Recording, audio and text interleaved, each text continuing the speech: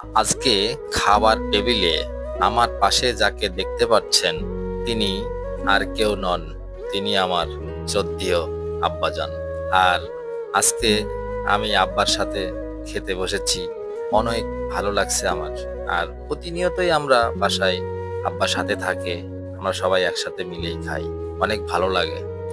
আমার একটা জিনিস বুঝে আসে না, কেন মানুষ বাবা মাকে দূরে ঠেলে দেয়, আর দূরে ঠেলে দিয়ে তারা কি সুখ পায়। হয়তো তাদের কাছে একটু ভালো লাগে, তারা ভালো মন্দ খাওয়া দাওয়া করতে পারে, ফ্যামিলিতে লোক সংখ্যা কম থাকলে মজা অনুভব করে আর কি। আর আমার কাছে এটা না, আমার কাছে মনে হয় পরিবারের সবাই একসাথে থাকবো, নুন ভাত যেটাই হোক একসাথে খাবো, এটার মজা বলে বোঝানো সম্ভব না। যারা একসাথে আছে সংসারের, তারাই বুঝতে পারবে মজাটা। আর যারা আলাদা হয়ে খাওয়া দাওয়া করে তাদের হিসাবটা অন্য। তবে আমি সবার কাছে অনুরোধ করে বলবো, কখনোই কেউ আলাদা হয়ে থাকার চেষ্টা করবেন না, বাবা আর মাকে দূরে রাখবেন না। সারা জীবনে অনেক কিছু আয় রোজগার করতে পারবেন, কিন্তু মনে রাখবেন আপনার সংসারে সুখ থাকবে ঠিক, শান্তি পাবেন না।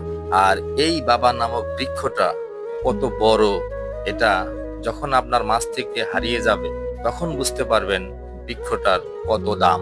ফল না দিক, সে কিন্তু ছায়া দেয়। তো অনেকে ভাবেন যে হয়তো বাবা মা কাজকর্ম করতে পারে না, তার মানে এই না যে তাদেরকে দূরে ঠেলে দিতে হবে। কোনো বৃক্ষ যদি ফল না দেয় সেটাকে কাটবেন না, ফল না দিতে পারলেও সে কিন্তু আপনাকে ছায়া দেবে, এটা সত্য কথা। আর বাবা মা এমন এক জিনিস বলে বোঝানো সম্ভব না। আমি গোটা পৃথিবীর মানুষকে বলছি, ভাই, কেউই ভুলেও কখনো বাবা মায়ের সাথে কোনো প্রকার বেয়াদবিমূলক আচরণ করবেন না। আপনি একটি কথা মাথায় রাখবেন, সেটা হচ্ছে আপনি যেহেতু ছেলে হয়ে জন্ম নিয়েছেন, বিয়ে শাদী করেন, ছেলে সন্তান আপনার হোক, দোয়া করি। আপনি যদি আপনার বাবার সাথে খারাপ আচরণ করেন, আপনার ছেলে যদি আপনার সাথে সেই আচরণ করে, অবস্থাটা কোথায় গিয়ে দাঁড়াবে একবার ভেবে দেখুন। আল্লাহ হাফেজ।